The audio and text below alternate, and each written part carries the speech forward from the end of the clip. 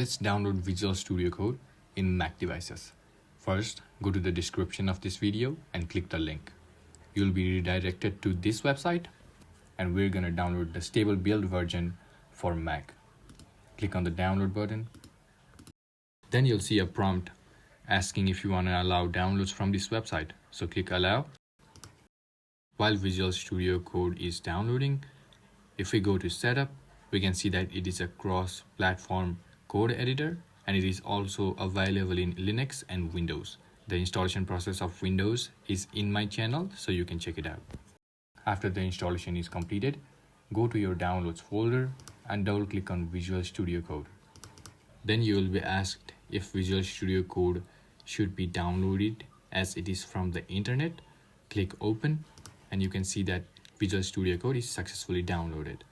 So to get started, open Visual Studio Code in full screen, then choose a theme you like. I like the dark modern theme, so I'm continuing with it. Next, click on the pages icon on the left side where you can select folders. In my documents folder, I have a folder named codes. After clicking open, you can see that we're finally in the folder named codes.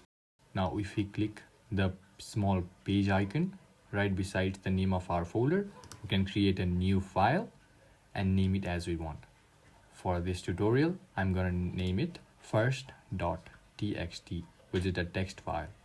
After clicking Command S to save the file, let's open Spotlight Search and see if our file is created. If we type the name of our file, which is first.txt, we can see that there's our file, which means our Visual Studio Code is successfully downloaded.